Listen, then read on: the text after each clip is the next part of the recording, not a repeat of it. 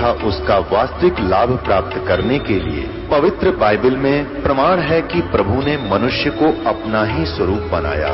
6 दिन में सृष्टि रचकर 7वें दिन विश्राम किया। कुरान शरीफ में प्रमाण है कि हजरत मोहम्मद को खुदा स्वयं कह रहे हैं कि मैंने तुम्हें उस परमात्मा की महिमा बताने के लिए भेजा है। वो परमात्मा कबीर है जिसने 6 दिन में सृष्टि रची तथा 7वें दिन तख्त पर जा विराजा। उसकी खबर किसी बाखबर से पूछकर तो देखो।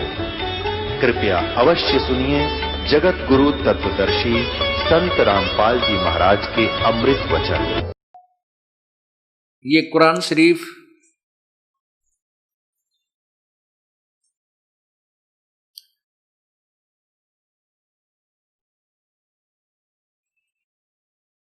ये है मुतरजम बरहसिया यानी सानुवाद स्टीपन।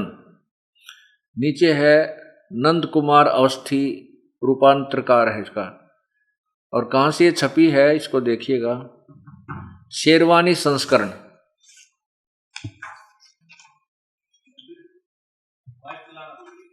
अब देखिएगा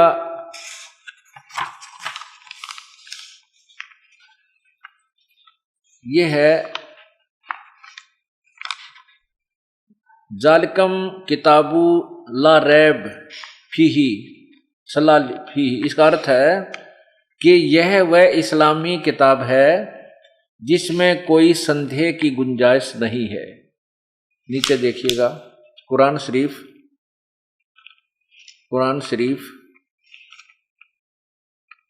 मुतरजम बरहसिया सानुवाद से छटीपन। नीचे देखना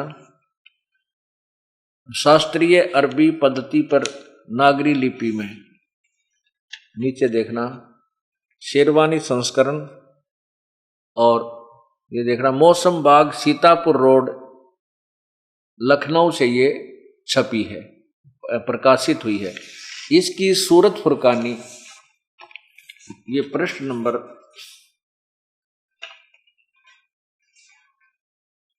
ये देखिए प्रश्न नंबर 605 पर नीचे आइएगा।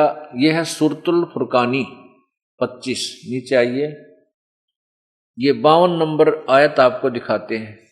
ये देखना आयत नंबर 52। इसमें क्या लिखा है यहां देखना। कुरान शरीफ का ज्ञान दाता, कुरान शरीफ का ज्ञान देने वाला अल्लाह अपने पैगंबर मोहम्मद जी को हजरत मोहम्मद से कह रहा है कि तो ए पैगंबर वो काफिरों का कहा न मानना और इस कुरान की दलीलों से उनका सामना बड़े जोर से करो। अब इसमें क्या लिखा है संस्कृत देखो इसकी। यहां इधर आइए, हम अब संस्कृत पढ़ते हैं। ये नीचे 52, बिल्कुल नीचे ये 52 है। इसमें ये कबीरन शब्द लिखा, कबीरन, कबीर कहो, कबीरन कहो। यहां देखना ये है फला तुतियल काफिरन व जाहिदुम बिही जिहादन कबीरन। ये कबीरन इसमें क्या लिखा है कि हजरत मोहम्मद को कुरान शरीफ का ज्ञान बोलने वाला अल्लाह कह रहा है ए पैगंबर तुम काफिरों का कहा न मानना और इस कुरान शरीफ की दलीलों से उनका सामना बड़े जोर से करना। इन्होंने कबीर का अर्थ बड़ा कर दिया, कबीर का अर्थ बड़ा कर दिया कबीरन का। अब यहां इसका अर्थ ये बनता है कि कुरान शरीफ के ज्ञान देने वाला अल्लाह जिसको हजरत मोहम्मद जी अपना भगवान मानते थे, वो कह रहा है कि मैं तुझे जो कुरान में ज्ञान दे रहा हूं इस पर विश्वास करना और ये काफिर लोग इस कुरान के ज्ञान को नहीं मानेंगे, वो कबीर को परमात्मा नहीं मानते, तो उनके साथ संघर्ष करना, लड़ना नहीं, तो उनकी बात मत मानना, उनकी बातों में मत आना। तो ये कौन है वो कबीर? अब 53 में श्लोक आयत में कहा है कि वो परमात्मा है जिसने दो दरियाओं को मिला चलाया, जिसने सारी सृष्टि रची और जिसने सब या जितना भी 7 दिन में सृष्टि रची और 6 दिन में सृष्टि थी, 7वें दिन तक प्रजा बैठा। ये देखिएगा। अब यहाँ इसमें अब यहाँ देखिएगा 58 नंबर आयत में यहाँ लिखा है 57, इसका यहाँ देखना, ये लिखा है वह तवक्कल अलल हिजाहली या युतुम वसबहू, ये सारा है यहाँ लिख रहे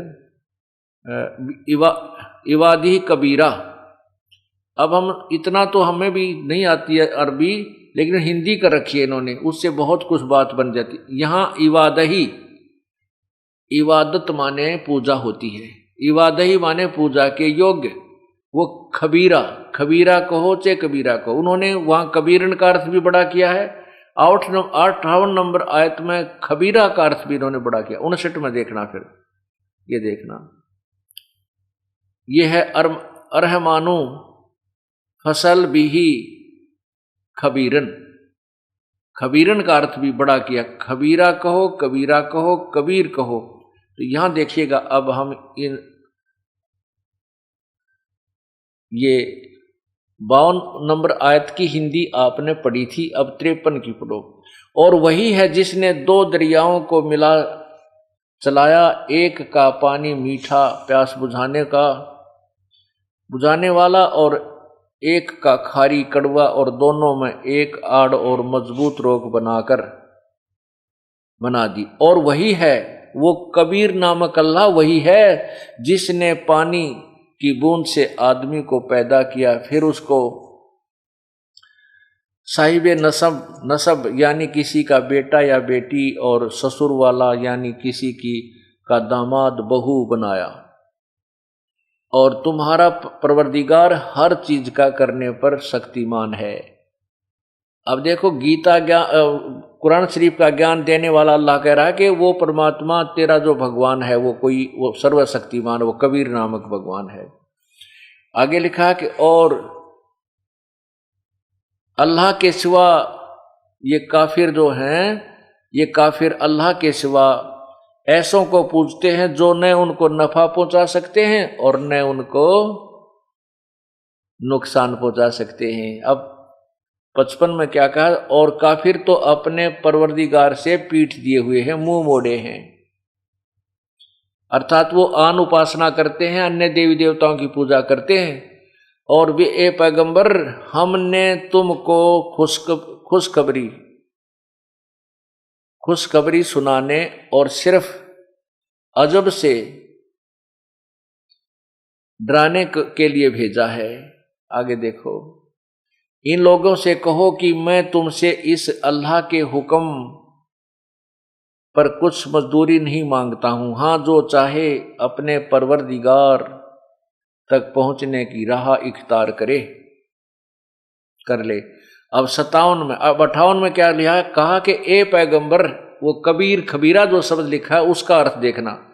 ए पैगंबर, जिस जिंदा, ओए होए, जिस जिंदा, इसने जिंदा कर चैतन्य कर दिया है, उस जिंदा पर भरोसा करो, उस जिंदा पर भरोसा रखो जो कभी मरने वाला नहीं, और तारीफ के साथ उसकी पाकी बयान करते रहो, और अपने बंदों के गुनाहों से वह काफी खबरदार है। 58 में इन्होंने कबीर शब्द का अर्थ काफी कर दिया। यहां लिखना था वह कबीर खबरदार है, यानी जानता है। आगे देखिए, जिसने आसमानों और जमीन और जो कुछ उनके बीच में है उसको 6 दिन में पैदा किया और फिर तख्त पर जा विराजा। वह अल्लाह बड़ा, कबीर का अर्थ इन्होंने बड़ा कर दिया। वो अल्लाह कबीर बड़ा रहमान दयालु है, तो उसकी खबर किसी बाखबर इल्म वाले से पूछ देखो। अब यही तो आपने पवित्र गीता जी में पढ़ा कि उस पूर्ण परमात्मा के ज्ञान को किसी तत्वदर्शी संत से जाकर के पूछो, जैसे वो बताओ वैसे करो। और यही प्रमाण पवित्र कुरान शरीफ ने बता दिया कि कुरान शरीफ के ज्ञानदाता कौन है? ये ज्योति निरंजन ब्रह्म, जो समक्ष नहीं आता, प्रत्यक्ष नहीं होता, गुप्त रूप से प्रेरणा करते, आकाशवाणी करके या कोई संदेश वाक देकर अपने इस ज्ञान को प्रचार करवाता है। और वो साथ में प्रभु से डरता है, डरता हुआ उस परमात्मा का भी ज्ञान, उसके विषय में जानकारी भी देता रहता है, और साथ में अपने अज्ञान से भी वो प्रचार करवाता रहता है। तो जिसको हजरत मोहम्मद जी अपना खुदा मानते हैं और ये मुसलमान भाई मानते हैं कि कुरान शरीफ का ज्ञान अल्लाह ने दिया है, तो वो कभी कुरान शरीफ का ज्ञान दाता अल्लाह हजरत मोहम्मद को कह रहा है कि हे हजरत मोहम्मद, वो परमात्मा जो है वो कबीर है, और ये वही परमात्मा है जिसने 6 दिन में सृष्टि रची और 7वें दिन तख्त पर जा विराजा। अब 6 दिन में सृष्टि रची, 7वें दिन तख्त पर जा विराजा, वो कौन है, कैसा है? ये पवित्र बाइबल ने सिद्ध कर दिया कि उस परमात्मा ने 6 दिन में सृष्टि रची और 7वें दिन वो तख्त पर जा बैठा। और वो कैसा है उसने स्पष्ट लिखा पवित्र बाइबल में कि वो मनुष्य जैसा है। अल्लाह ने मनुष्यों को अपने स्वरूप के अनुसार बनाया। अब ये देखिएगा, पवित्र बाइबल में ये स्पष्ट किया है कि परमात्मा ने 6 दिन में सृष्टि रची, अपने काम को समाप्त किया और 7वां दिन विश्राम किया। ये लिखा है, परमेश्वर ने अपना काम जिसे वह करता था 7वें दिन समाप्त किया और उसने अपने किए हुए सारे काम को 7वें दिन विश्राम किया। अब परमेश्वर ने 7वें दिन जो को आशीष दी कि वह पवित्र ठहराया, क्योंकि उसमें उसने सृष्टि की रचना के अपने सारे काम से विश्राम किया। यानी 7वें दिन। तो ये जो पवित्र बाइबल वाला ज्ञान है कुरान शरीफ के अंदर, ये कम से कम 50% लिखा हुआ है। तो कहने का भाव ये हुआ कि इन दोनों पवित्र ग्रंथों ने, पवित्र बाइबल और पवित्र कुरान शरीफ ने मिलजुल कर ये सिद्ध कर दिया कि परमात्मा सशरीर है, उसका नाम कबीर है और वो मनुष्य जैसा है। साथ में ये भी सिद्ध कर दिया कि उस परमात्मा के बारे में कोई तत्वदर्शी संत ही ज्ञान देगा, उसी से पूछ देखो। यही पवित्र गीता जी ने लिखा है, यही पवित्र कुरान शरीफ में लिखा है कि ये काफिर लोग एक भगवान ने, उस पूर्ण परमात्मा के अतिरिक्त अन्य ऐसे देवताओं को पूजते हैं, अन्य भगवानों की देवताओं की पूजा करते हैं जो उसको कोई लाभ हानि दे ही नहीं सकते। यही पवित्र गीता जी के अध्याय नंबर 7 और श्लोक 14, 15 और 20, 21, 22 और 23 में स्पष्ट किया है कि जो व्यक्ति उस परमात्मा के अतिरिक्त अन्य देवताओं की पूजा करते हैं, उन मूर्खों की वो पूजा अज्ञान युक्त है और उनको कोई लाभ नहीं होता। आपको ये तो स्पष्ट हो गया कि परमात्मा साकार है, मनुष्य दृश्य है। उसका नाम क्या है, वो कहाँ रहता है, उसकी प्राप्ति की विधि क्या है, ये जानना अब शेष रहता है। विशेष जानकारी के लिए हम आपको काफी प्रमाण देंगे, बहुत सारे प्रमाण देंगे कि वो परमात्मा मनुष्य जैसा है, उसका नाम कबीर है, वो सशरीर है। और उन आंखों देखे हुए महापुरुषों के अनुभव की जानकारी भी देंगे, उनकी कथाएं भी आपको सुनाएंगे कि वो परमात्मा कौन है, कैसा है। और उस परमात्मा के उस परमात्मा की शरण में जाने के पश्चात हमें किसी प्रकार की कोई चिंता नहीं रहेगी। समर्थ का शरणाग हो रंग होरी हो, भाई कदे न हो ए काज राम रंग होरी हो।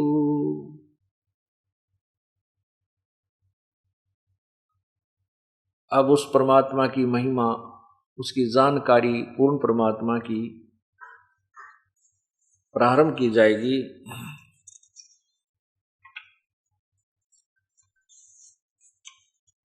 मूर्ख मनवा काल की चिंता क्यों सताती है, सतगुरु अपना साथी है, सतगुरु हरदम साथी है। मूर्ख मनवा काल की चिंता क्यों सताती है, सतगुरु अपना साथी है, सतगुरु हरदम साथी। अब यहां पर परमात्मा ने बताया कि ब्रह्मा का आसन खिसा, जब सुनी काल की गाज। ये ज्योति निरंजन जो भगवान है, ब्रह्म है, ये काल है, जो गीता जी के 11वें अध्याय के 32वें श्लोक में कहता है कि अर्जुन मैं काल हूं, सबको खाने के लिए प्रवृत्त हुआ हूं और इन सब न खाऊंगा।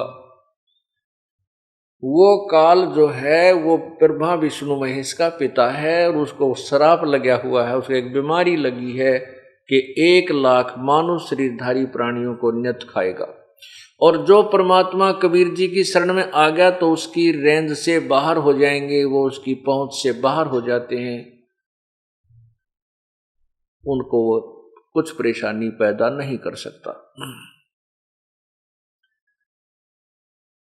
अब यहां हमें 24 घंटे हर समय चिंता बनी रहती है, चाहे कोई कितना बड़ा अधिकारी है, चाहे राष्ट्रपति प्रधानमंत्री भी क्यों ना, पूरी पृथ्वी का राजा भी क्यों नहीं है, उसको भी यहां कोई न कोई चिंता सताती रहती है। किसी को बीमारी की चिंता है, किसी को और कोई राज्य में कोई दिक्कत होने की चिंता है। तो जब हम भगवान के चरणों में आ जाएंगे तो हमें कोई कष्ट नहीं आने देगा, और छोटा मोटा कोई कष्ट आएगा तो हमारे बहुत भयंकर, जो पहाड़ से भी बड़े दुख को टालने के लिए प्रभु थोड़ा सा कष्ट आने देगा। जैसे संत सतगुरु शरण में आने से आई टले बला, जय मस्तक में सूड़ी हो भाई कांटे में टल जा। जय भाग्य में हमारी किस्मत में सूली टूटना हो, फांसी टूटना हो, मृत्यु की सजा हो तो कांटा लाग के टल जा। पूर्ण संत की शरण में आने से ये लाभ हो जाता है। एक समय की बात है, परमात्मा प्रभु का एक अपने नाना रूप बना करके परमात्मा आते रहते हैं कबीर जी,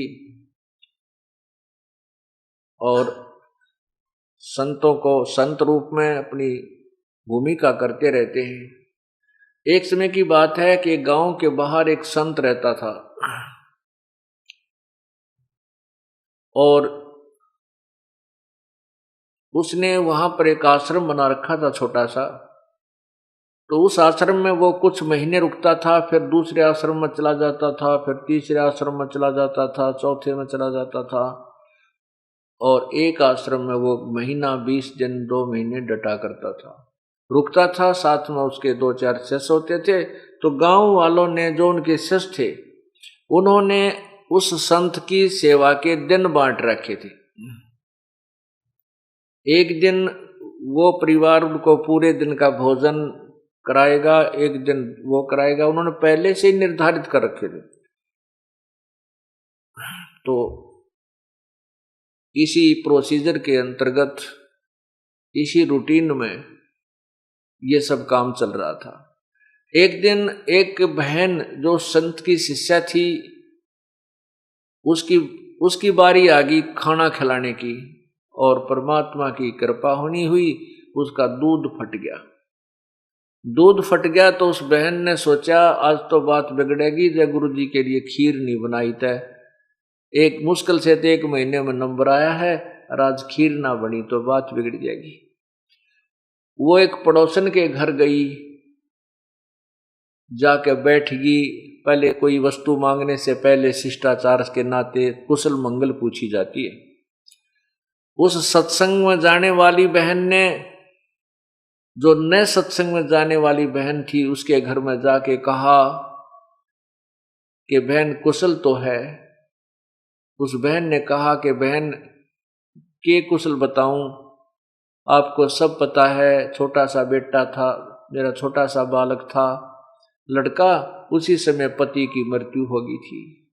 फिर मैंने सोचा था इस बच्चे ने पाल पोस दूंगी, बड़ा होगा, इसके आस पर मैं अपना दिन तोड़ रही थी कि बड़ा होकर के ये लायक निकलेगा और अपने काम ने संभाल लेगा। यो ऐसा निकम्मा हो गया, शराब पीने लग गया, नशे करता है, मेरी एक भी बात नहीं मानता, सारी सारी रात पता नहीं कहाँ घूमता रहता है, कभी देर से आता है कभी सवेर से आता है, काम को कहती हूँ तो मानता नहीं है। मैंने तो रो रो के अपनी आंखें खराब कर ली है, क्या करूं, कहाँ जाऊं, कहाँ मरूं। तब उस बहन ने कहा, बहन आप सत्संग में जाने वाली बहन ने कहा कि आप मेरे साथ सत्संग में चला करो, वहां जाने से आपका दुख हल्का हो जाएगा, बहन भाइयों में बैठोगी, बतलाओगी, भगवान की चर्चा सुनेगी, तेरा कष्ट कुछ नरम बनेगा। वो बहन कहने लगी कि बहन मैं नहीं जा सकती सत्संग में, क्योंकि मेरे सिर पर धनी नहीं है, मेरा पति नहीं है, तुम्हारे तो पति हैं और दुनिया की जुबान बंद है, यदि मैं सत्संग में जाने लगी तो ना जाने लोग के बात बनाएंगे कि इस पर धनी नहीं है सिर पे, और ये ऐसे ऐसे बदनाम किया करेंगे। तब वो सत्संग में जाने वाली गुरु की शिष्य ने समझाया, बेबे ए बहन, हमने समाज नहीं देखना, हमने अपना आत्म कल्याण देखना है। देखो मीरा सत्संग में सुने हुए विचार जो थे गुरुदेव से, तो वो गुरु की शिष्या बताने लगी कि मीराबाई ने समाज नहीं देखा, भगवान देखा। यदि मीराबाई समाज से डरकर और सत्संग में ना जाती तो मीराबाई को कोई याद नहीं करता, उसका मोक्ष नहीं होता, वो भी कितने गधी बनी फिर रही होती। मीराबाई को यह समझ में आ गया था कि ये समाज मेरे को कोई लाभ नहीं देगा, जब मैं शरीर छोड़कर जाऊंगी उस समय मेरा किया हुआ पुण्य और ये भजन मेरे साथ रहेगा। जिस कारण से उसने, मीराबाई ने समाज को नहीं देखा, भगवान को देखा। ए बहन, संतों के शरण में जाने से ये दुख भी दूर हो जाया करते हैं, हो सके तेरा लड़का भी सुधर जा।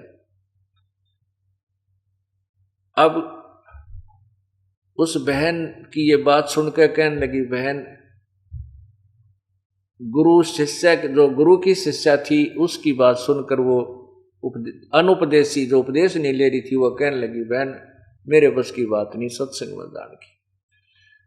हाँ तो आप कैसे आना हो गया तेरा? तो जो सत्संग में जाने वाली यानी गुरु की शिष्या थी वो कहने लगी, बहन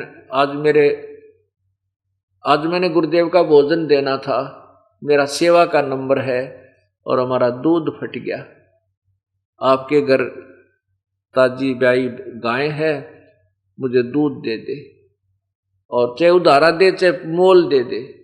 उस बहन ने आओ देखा ना ताओ देखा, दूध काट के उसी टाइम निकाल करके भैंस के थनों से खूटी का टांग रखा था, बाल्टी जो की तो भरी हुई, उठा के वह बाल्टी सारी की सारी उसके पात्र में डाल दी और कहने लगी, बहन जी आप ये दूध ले जाओ। अब वो गुरु की शिष्या ने कहा, बहन कुछ तो रख ले घर के लिए। अके नहीं, आज तू सारा ही ले जा, इसने मेरे भी भाग जाग जाएंगे, महात्मा जन भगत जन भोजन खाओगे हैं, और आप ले जाओ। अब पुण्यात्माओं अच्छे काम में सहयोग दे तो पुण्य बन जाते हैं, और अच्छे काम में जो बाधा करता उसको पाप लग जाते हैं। अब वहां से उस बहन के पुण्य शुरू हो गए परमात्मा में उसका सिर हो गया, उसमें उसका साझा बन गया। उसी दिन से वो आहार संतों ने खाया, भक्तों ने खीर खाई। कुछ दिनों के बाद उस बहन ने जो सत्संग में जाती थी, उसने विचार किया, परमात्मा ने प्रेरणा की कि इतनी भाग्यवान बहन है, इतनी दाता है वो, कि उसने सारा दूध उठाकर दे दिया। हो सकता है वो भगवान के चरणों में चल पड़े, उसका उद्धार हो जाए, बड़ी भाग्यवान है, बहुत अच्छी नीयत की है। उस सत्संग में जाने वाली बहन ने सोचा कि मेरे से भी कोई मांगन आ जाती सत्संग, हमारी गुरु की शिष्या, तो भी मैं सारा दूध नहीं देती उसको, थोड़ा सा देती, अपना रख लेती। और उसने तो ना वो सत्संग सुन रखा, ना वो कभी ऐसे विचार उसके अंदर आए, और वो इतनी दयालु है कि उसने सारा दूध उठा के दे दिया। अब इस भाव से वो जाकर उसके पास बैठ गई, फिर सत्संग की चर्चा करने लगी, रोजाना जिक्र कर दे, घंटा आध घंटा बैठे। फिर उस बहन को भी आनंद सा आने लग गया जो विधवा थी, और वो लड़का उसका शराब स्वरूप पीता था। कहने का भाव यह है कि सत्संग के विचार सुनने से एक दिन उस बहन को, जो अनुपदेशी थी, एकदम प्रेरणा हुई, कहने लगी, बहन मैं भी आपके साथ सत्संग में चलूंगी, नाम लूंगी। अब सत्संग गई, वहां विचार सुने, तो उस बहन ने गुरुदेव से प्रार्थना की, गुरुजी मुझे उपदेश दे दो महाराज जी। लड़की, और जब उपदेश लिया, उपदेश लेकर के आ गई, फिर सत्संग में जाने लगी। जाते ही गुरुदेव के पास यही अर्ज किया करती थी, हे गुरुदेव, हे महाराज जी, मेरा बेटा बहुत बिगड़ गया, शराब पीता है, मेरे कहे के नहीं मानता, अपने चरणों में ले लो प्रभु। इस दुखिया का सबसे बड़ा यही दुख है।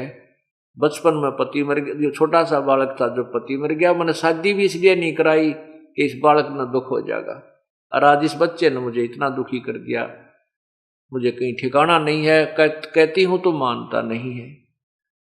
गुरु संत जी कहने लगे, बेटी तू अपनी भक्ति करती रहे, भगवान जरूर सुनेगा तेरी एक दिन। अब क्या होता है कि सत्संग में आने से पता चलता है कि भाई कुछ दान पुण्य भी करना चाहिए। उस बहन का ने को प्रेरणा हुई कि वह पूरे दिन का, उसने फिर कहा, जो बहन उसको नाम दिला के लाई थी, उसी से कहा, बहन एक दिन की सेवा मुझे भी दिला दो, मैं भी कुछ सेवा करना चाहती हूँ गुरुदेव की। अब उसने दो चारों से प्रार्थना की, सब नाटकीय कहने लगे, ना भाई ना बहन, मुश्किल से दिन मिला हमारे को तो आज सेवा का, हम तो अपनी बारी नहीं देंगे। उस बहन ने जो उसको नाम दिला के लाई थी, उसी ने अपने टर्न में से शाम के समय का भोजन दे दिया। बहन सुबह का तो मैं खिलाऊंगी, अगली जो बारी आई तो शाम का तू खिला दिए। तो बड़ी खुशी हुई उस बहन ने, जो नई सत्संग में गई थी, पहली बार उसने सेवा का मौका मिला, खुशी खुशी में खीर बनाई, हलवा बनाया, रोटी बनाई, सब्जी बनाई, और इस रुचि में आज गुरु जी को खिला के आऊंगी, भक्तों को खाना खिलाऊंगी। अब क्या हुआ, खेल कुदरत का हुआ, बहन खाना बना रही थी, उसको बुखार हो गया, बहुत जबरदस्त बुखार हो गया, और इतना हो गया कि वो 10 कदम नहीं चल सके। अब उस बहन ने अपने आप को कोसा, देखे भगवान, आज तो मुझे मुश्किल से अवसर मिला था वो गुरुदेव की सेवा करने का, और आज ये बुखार बन गया, मैं 10 कदम नहीं चल सकती। और वो बेटा ऐसा नालायक से आवत आवर ना भी आवर, आ भी गया तो वो कया ना माने, वो कति नहीं जा। और आज मैं सेवा नहीं कर पाऊंगी तो मुझे कभी भी टर्न नहीं मिलेगी, मुझे कभी सेवा का मौका नहीं मिलेगा, मेरा जीवन व्यर्थ हो जाएगा। इतने में वो लड़का आ गया। वो लड़का आ गया तो उसकी माँ ने कहा, बेटा मेरा एक छोटा सा काम कर दे आज तू। वो बोला कि क्या क्या काम है माँ? बेटा मैंने ऐसे ऐसे नाम ले लिया गुरुजी का, और ऐसे ऐसे उस तेरी चाची ताई से मैंने शाम का सेवा मांग रखी है, गुरुजी का भोजन दे आना बेटा, मेरा बुखार हो गया देख। अब वो लड़के ने माँ का हाथ पकड़ के देखा, बोला माँ बुखार तो बहुत तेज है तेरे। तो उसकी माँ बोली, बेटा ये रोटी मैंने बांध डाल रखी है और तू आश्रम में दे आ। वो थोड़ी सी दूर पर आश्रम था, एक किलोमीटर दूरी पे। तो वो उस लड़के ने के स्कीम बना रखी। उस लड़के ने, हाँ, तो वो लड़का नाट गया, अकना मैं ना जाऊं, मैं ना देखा हूं तेरे गुरुजी का भोजन। उन्होंने के स्कीम बना रखी, वो चोरी करने लगे।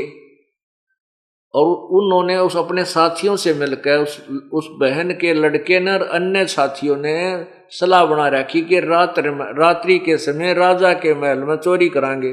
रानियां के 9-9 लाख के हार होते हैं, इतना बढ़िया सोना होता है, और उसको लावांगे और मालो माल हो जावांगे, ऐसे मकान बनावांगे, खूब दारू पिया कराएंगे। बच्चे थे जैसे अपने मन में मियाँ मिट्ठू बने। वो उन्होंने स्कीम बनाई कि रात्रि में 12 बजे उस मंदिर में इकट्ठे होंगे, तो वहां आ जाना, फिर वहां से चोरी करने चलेंगे। अब उस लड़के ने तो वो 12 बजे दिखे थे, कहीं मैं सत्संग में चला जाऊं और मैं लेट हो जाऊं और मेरे साथी चले जाऊं चोरी करने, तू पीछे रह जा, तुझे आज हार ना मिले ना सोने क्या, तू कंगाल रह जाएगा। उसने उस अपने नुकसान को देखते हुए माँ को कति मना कर दिया कि मैं नहीं देखा हूं तेरे गुरुजी का भोजन। अब वो माँ असहाय होगी, वो बोली रे निकम्मे, तू आजाद युग मेरे आजाद युग काम कर दे बेटा, जिंदगी में तने काम नहीं कहूंगी। और वो मेरी साथन थी बहन, वो भी जा चुकी है, अगर मैं उसके हाथ से भी पहुंचा देती, सब जा चुके हैं सत्संग में जाने वाले। तो उसने वह नो कह रोन लगी बैठ के एक तरफ, और तो कोई चारा के चला। वो 15-16 साल का हो रहा था, छोटा बालक होता धमका दे, पीट दे, खुरका के भेज दे। एक तरफ जाके कुंड में बैठ के खूब रोए, ए भगवान इसी पापन को क्यों जन्म दो थे, मुश्किल से सुथरी अशुभ कर्म करने का अवसर मिला था, आज ये भी बाग में कोई ना मुझ पापन के। तो उस लड़के ने दया आ गई मन में कि देख माँ बहुत दुखी हो रही है, अरीबा तो 8 बजे है, तू दिया घंटा लग जाएगा, गणित गणा 9-10 बजे तक फारिग हो जाएगा। तो उसने कहा ला माँ रोआ मत, ला मुझे दे, कहाँ रखा हो, दे के आता हूँ। तो उसने बेचारी ने वो खाना पकड़ा दिया, तो वो लड़का लेकर खाना चल पड़ा। अब वो प्रतिदिन प्रार्थना किया करती थी, गुरुदेव आपके मेरे बेटे ने शरण में लेना। जो सत्संग में बहन भाई जाया करते थे, उन्हें देखा कि उस बहन का लड़का आज रोटी लेकर आ रहा है, तो सब ने खुशी हुई कि गुरुदेव ने बड़ी सुनी, उसका बेटा भी शरण में आ गया। तो उन्होंने कहा गुरुजी आज वो बहन जो आपसे बार बार प्रार्थना किया करती थी, मेरा बेटा बिगड़ गया, उसको शराब पीता है, आज वो आपका खाना लेकर आया है। आपने बड़ी सुनी, उस बहन की बहुत दुखी थी।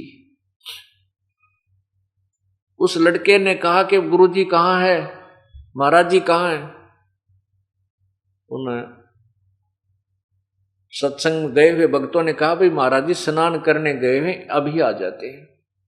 तो आध घंटा और लग गया, गुरुजी स्नान करके आए इतने, और उसको वो उंगलियां पे मिनट गिने कि कहीं तू लेट हो जा, चोरी ना करने पावे, तुझे वो धन ना मिला है।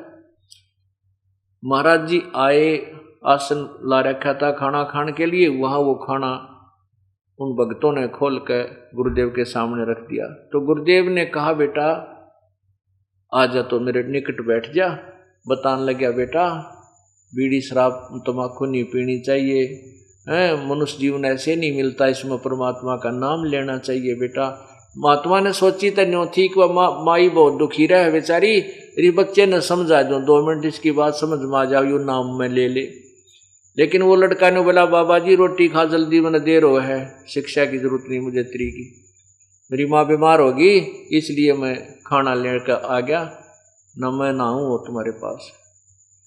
वो महात्मा जी ने सोचा बात लड़की ठीक रो है, निकम्मा बिल्कुल ही, तो बोलने का भी ना बेरा। इसने खाना खा लिया और उसने खाना खाते ही ठाक वो बर्तन और भाग लिया। अब वो दौड़ा आ रहा था, रास्ते में उसके पैर में कांटा लग गया, सूल चल गई अच्छी पूरी लंबी, और वह लग के अंदर टूट गई, शरीर के उस पैर के अंदर ही टूट गई। अब वो लंग करता हुआ घर में प्रवेश हुआ। जो बर्तन लेकर गया था वो वहां आंगन में जाकर पटक्का मारे और कहने लगा, गया था तेरे सत्संग में, मेरे पैर में कांटा लग गया, आज के बाद भेजिए, मैंने कभी उस पाखंडी के पास कभी नहीं जाऊं, मेरे पैर में कांटा लग गया। अब उस माई ने सोचा, उस बहन ने सोचा, देख मैं किसी दुर्भागन हूं, हे परमात्मा, या क्या बनी, क्या आज ही इसका यू कांटा लगना था? ये तो ऐसा निकम्मा है, ना खुद जा सत्संग में, ना मन न जान दे आज के बाद। हे प्रभु, ये बहुत माड़े भाग मेरे। तो माँ थी, उसने उठी, सोचा कोई बात नहीं, बाद में देखी जाएगी क्या होगा। तो कहा, बेटा के लग गया तेरे? अग मेरा कांटा लग गया, देख कितना लंबा, दर्द बहुत हो रहा है। तो रात्रि का समय था, उस समय तो माँ ने फर्स्ट एड करके उसका पट्टी बांध दी, बेटा सुबह कांटा निकाल लेंगे, तो निकला नहीं। वो कोई तेल पानी का फवा बांध दिया करते हैं, वो नरम हो गया। तो सुबह उठ कर उसने माँ ने उसका कांटा निकाल दिया। उधर से वो चोरी करने नहीं जा पाया, उसके साथियों ने आध घंटा बाट इंतजार किया, वो चोरी करने के लिए राजा के महल की तरफ चल पड़े। महल में प्रवेश करने की चेष्टा कर ही रहे थे, सैनिकों ने उनको पकड़ लिया, सिपाहियों ने पकड़ दिया, राजा के पेश कर दिया सुबह सुबह, रात नहीं। तो मंत्रियों ने कहा कि हे राजन, ये इतने खूंखार बदमाश हैं, इतने खूंखार चोर हैं, जब राजा के महल में भी चोरी करने की नीयत रखते हैं तो आम जनता को ये कैसे बख्शेंगे, इनको सजाए सूली दी जाए। राजा ने मंजूर कर दी कि आज शाम को 4 बजे इनको सूली तोड़ दो, सरेआम। अब उनके गले में सुबह सुबह 8 बजे उनके गले में गाल का पट्टी कि हम अपराधी हैं, हम राजा के महल में चोरी करने जा रहे थे, सोच रहे थे हम चोर हैं, आज शाम के समय हमारे को सूली पर चढ़ा जाएगा, कोई सुनता हो तो ऐसा पाप कभी मत करना। ऐसा उनके गले में पट्टी बांध रखी, उनके मुख से कलाते हुए काला मुंह करके सारी नगरी में एक विशेष बैंड बजाते हुए वो राजा घुमाया करते, राजा के नौकर सैनिक घुमाया करते थे कि उनको देखकर और प्रजा डर जाए, कोई चोरी ऐसी गलती ना करे, इस दृष्टिकोण से। अब उसके साथियों को वो पुलिस वाले गढ़ते हुए पीटते हुए ला रहे थे और कह रहे थे, बोलो हम चोर हैं, राजा के घर चोरी करने की सोच रहे थे और आज हम शाम को 4 बजे सूली पर चढ़ाए जाएंगे, हमारी मौत हो जाएगी, कोई भी चोरी मत करिए। ऐसा वो नगरी में घूमते हुए आ रहे थे। तो जब वो एक विशेष प्रकार का बैंड बजता था तो सभी ये देखने के लिए अपने घरों से बाहर आ जाते हैं नागरिक कि देखें इन्होंने क्या कसूर कर दिया, क्या अपराध किया है। वो दोनों माँ बेटा भी अपने घर के बाहर आकर खड़े हो गए। अब उस लड़के ने देखा कि ये तो मेरे साथी हैं और इनको आज शाम को सूली तोड़ा जाएगा, जिनके साथ मैं चोरी करने के लिए जाना चाहता था। अब वो कहते हुए आ रहे हैं कि हम चोर हैं, हम राजा के घर चोरी करने जा रहे थे हमारे, और कोई भी आज हमें शाम को 4 बजे सरेआम उस स्थान पर सूली तोड़ा जाएगा, यानी मेरे को सजाए मौत दी जाएगी। अब वो लड़का ने तो पहचान दिया अपने साथी। माँ को क्या पता था कि ये इससे के मित्र हैं। माँ तो अपना जाकर जब वो चले गए आगे को घर से, माँ तो अपना काम लागी, झाड़ू झप्पात करने लगी, और वो लड़का अपनी माँ के पास जाकर रोने लग गया और माँ के सीने से लग कर बुरी तरह रोने लग गया। कहने लगा, हे माँ, धन है तेरे गुरुदेव को, अगर कल मैं सत्संग में नहीं जाता, तेरे गुरुदेव का खाना लेकर नहीं जाता, हे माँ तेरा बेटा नहीं था आज मैं सूली तोड़ दिया जाता।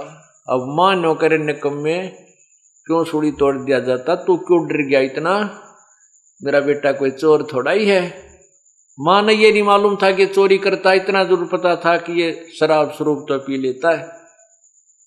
तब उस लड़के ने सारी कहानी बताई, माँ मैं पक्का चोर हो गया था और आज रात में मैंने इनके साथ जाकर के चोरी करनी थी, अगर मैं तेरे गुरुदेव का भोजन लेकर नहीं जाता और मेरे पैर में कांटा ना लगता, माँ तेरा बेटा नहीं था।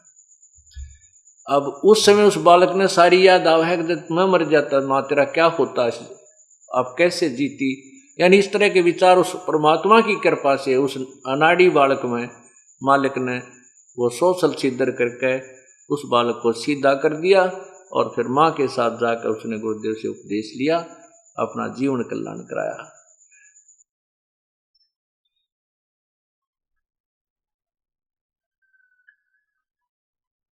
राम नाम रटते रहो, राम नाम रटते रहो, जब तक घट में प्राण, कब हो तो दीन दयाल के बिनक पड़ेगी कान। मानुष जन्म दुर्लभ है, मिले न बारंबार,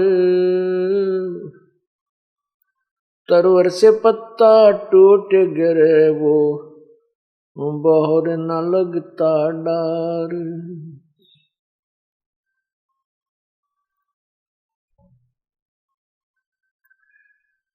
बंदे तो कर बंदगी,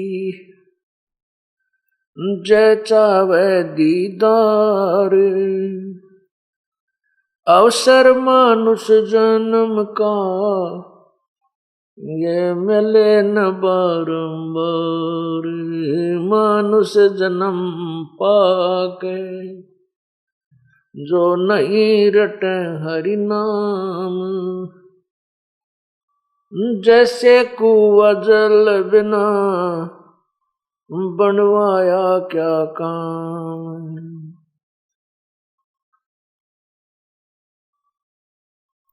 लौट सको तो लूट लो, राम नाम की लूटे, पीछे फिर पछताओगे, प्राण जहांगे छूट। नहीं भरोसा देही का, विनस जावे छन माही। श्वास उश्वास में नाम जपो, और यतन कछु नाई। श्वास उश्वास में नाम जपो, व्यर्था श्वास मत खो। ना जाने इसे श्वास को, आवन हो कि न हो। वो पृथ्वी पति चकवे गए, जिनके चक्कर चलंत।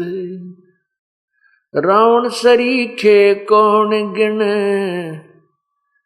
ऐसे गए अनंत।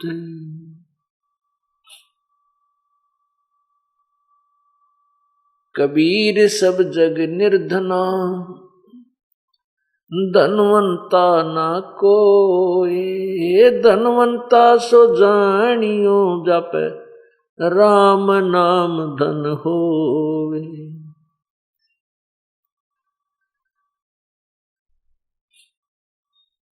परम पिता परमात्मा सर्व सृष्टि रचनहार, कबीर बंदी छोड़ की असीम कृपा से ये 5 दिवसीय सत्संग 14 जून सन 2008 को प्रारंभ हुआ। आज ये 3रा दिन है उस परम पिता की महिमा का ये गुणगान चल रहा है।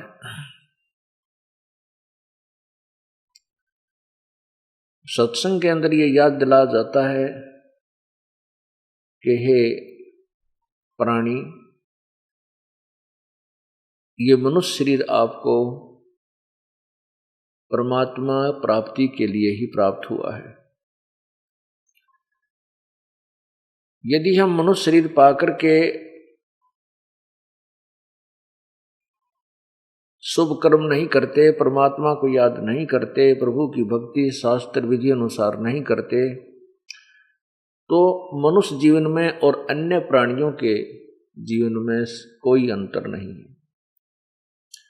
संतान उत्पत्ति, उसके अंदर मोह ममता, राग द्वेष, मैं मेरी, लड़ाई झगड़े, खींचातानी और बाकी अन्य कुमत प्रत्येक प्राणी के समान है।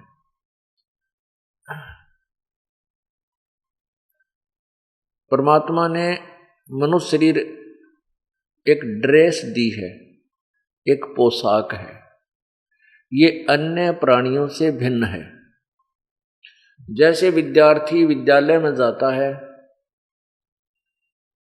विद्यालय में जाने वाले विद्यार्थी की पोशाक भिन्न होती है, वो विद्यार्थी कहलाता है। उसकी ड्रेस से ही पहचान हो जाती है ये किसी स्कूल का विद्यार्थी है, किसी विद्यालय का विद्यार्थी है।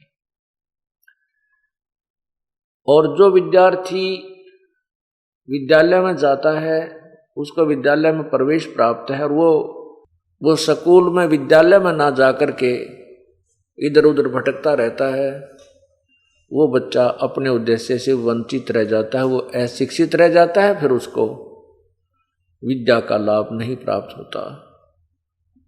जो बच्चे विद्यालय में जाते हैं, प्रवेश प्राप्त है, वो अपने तन मन से शिक्षा ग्रहण कर रहे हैं और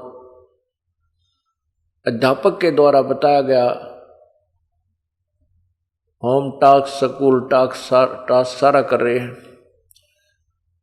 तो वो बच्चे अपना जीवन सफल कर लेते हैं, शिक्षा सफल कर जाते हैं। आगे जाकर के वो कोई उच्च अधिकारी लगता है, कोई अच्छा व्यवसाय में अपना परफेक्ट हो जाता है, बढ़िया अपना रोजगार कर लेता है। और अन्य बच्चे जो शिक्षा से वंचित रह गए, स्कूल में विद्यालय में प्रवेश भी प्राप्त किया लेकिन पढ़ाई नहीं की, वो फिर क्या बनते हैं? वो मजदूर बनते हैं, भूखे मरते हैं। उनके बच्चों के पास ना समय पर रोटी होती है, ना पैरों में जूता होता है, ना ठीक से कपड़े पहना पाते हैं। उसके विपरीत जो बच्चे अपनी पढ़ाई कर गए, उनके बच्चे अच्छे मकानों में रहते हैं, अच्छा आहार करते हैं, गाड़ियों में चलते हैं। ठीक इसी प्रकार जो आज भक्ति नहीं करेंगे, जिनको मनुष्य शरीर प्राप्त है, उनको समझो परमात्मा पाने वाले विद्यालय में प्रवेश प्राप्त हो चुका है। वो उनको ये अलग ड्रेस जो मिली है इसलिए प्राप्त हुई है कि ये विद्यार्थी हैं, जितने भी मानव हैं। और मानव शरीर पाकर जो नहीं रटे हरि नाम, फिर जैसे कुआं जल बिना बनवाया क्या काम। जैसे कुआं खोद रखा है, बना रखा है, उसके ऊपर अच्छी छतरी भी बना दी है, जल उसमें है नहीं, तो वो नाम कुआं अवश्य है उसका, लेकिन गुण कुएं वाले नहीं है। जो मनुष्य शरीर पा करके मानव शरीर, स्त्री या पुरुष का, ये मानव शरीर कहलाता, ह्यूमन बॉडी। ह्यूमन बॉडी यानी मानव शरीर कहलाता है। तो इसी प्रकार जो मनुष्य शरीर प्राप्त करके परमात्मा की भक्ति नहीं करता है, दान धर्म नहीं करता है, बुराइयों से दूर नहीं है, तो उसमें वो मनुष्य वाले गुण नहीं हैं, अन्य प्राणियों वाले ही गुण हैं। फिर बताते हैं, मानुष जन्म दुर्लभ है, ये मिले न बारंबार, तरवर से पत्ता टूट गिरे, वो बोर न लगता डारे। ये मानुष जन्म दुर्लभ है। ये मनुष्य शरीर बहुत ही कठिनता से प्राप्त होता है। बहुत ही पुण्य कर्म जब आपके संचित कर्मों में होते हैं, उनके आधार से आपको मानव शरीर प्राप्त होता है। और मानव शरीर प्राप्त करके हम भगवान नहीं भगते हैं, तो पूर्व जन्म की पुण्य कर्मों को हम यहीं खत्म कर जाते हैं। यहाँ पर कार भी हो जाती हैं, कोठियाँ भी होती हैं, अच्छी नौकरी, अच्छा उच्च अधिकारी भी बन जाता है, मंत्री, मुख्यमंत्री, प्रधानमंत्री भी अपने पुण्य से, ये प्राणी पूर्व जन्म के पुण्य से ही बनता है। यदि भविष्य में शुभ कर्म नहीं करता है, दान पुण्य नहीं करता है, पूर्ण संत की शरण नहीं जाता है, तो ये प्राणी, वो चाहे भले राजा भी क्यों ना है, अपने पूर्व जन्म की कमाई को, पुण्यों को समाप्त करके और खाली होकर जाता है। और नेक्स्ट जीवन, उसका अगला जीवन जो है अन्य प्राणियों का होता है। कबीर हरि के नाम बिना, कबीर हरि के नाम बिना ये राजा रसब होए, मिट्टी लदे कुमार के भाई घास न डाले कोई।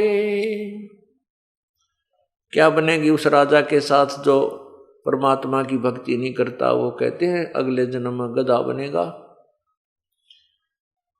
और अब तो कितने अच्छे मोहन भोग खा रहा है, फिर क्या होगा कि कुम्हार के तो मिट्टी डोएगा और शाम के शेष समय वो आहार करने के लिए भी कुर्डियों पर जाता है।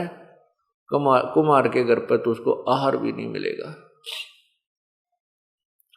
इसी प्रकार परमात्मा बताते हैं, कबीर हरि के नाम बिना ये नार कूतिया हो, गली गली भौंकत फिरे भाई टूक न डाले कोई।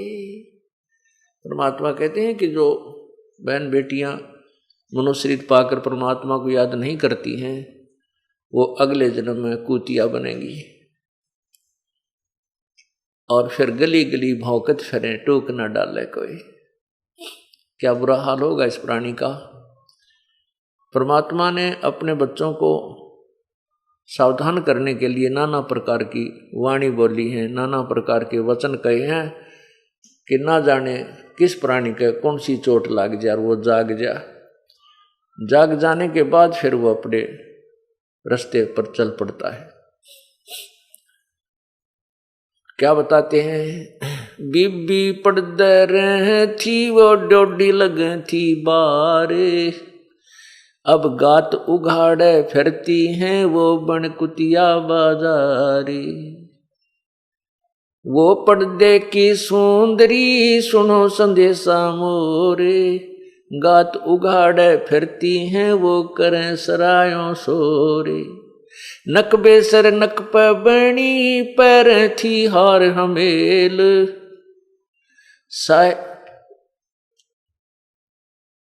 नारी से सुंदरी से कुतिया बनी, सुन साहेब के खेल।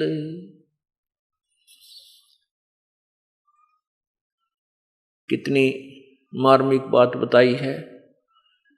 देखो बच्चे हैं, अनजान बच्चे हैं, जिनको यही नहीं मालूम कि ये बिजली का नंगा तार पड़ा है, इसमें प्राण घातक पावर है, शक्ति है, इसको छूना नहीं चाहिए। अनजान बच्चा उसको छू लेता है और छूने से वो मृत्यु को प्राप्त हो जाता है।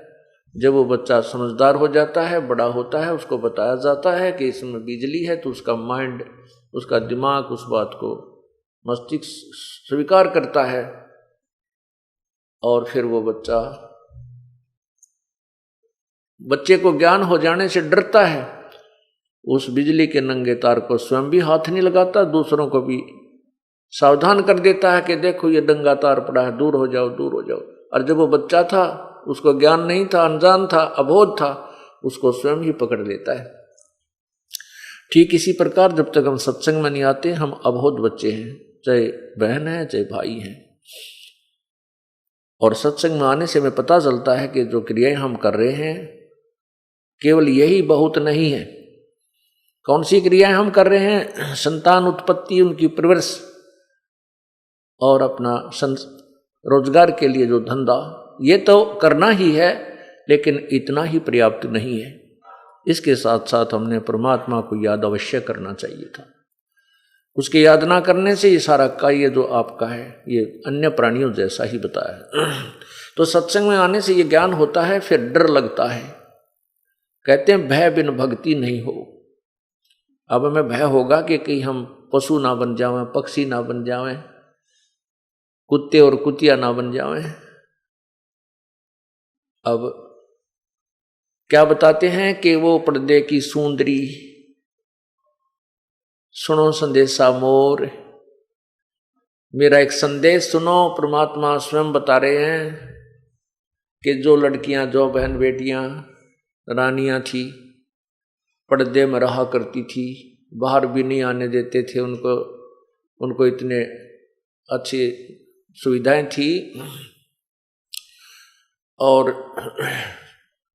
एक से एक सुंदर वस्त्र पहना करती थी, सुंदर आभूषण, महंगे आभूषण पहनती थी, बहुत ही बहुमूल्य आभूषण पहना करती थी, गले में सोने के कई लाख रुपए की रानियां कई लाख रुपए का हार पहनती थी गले में।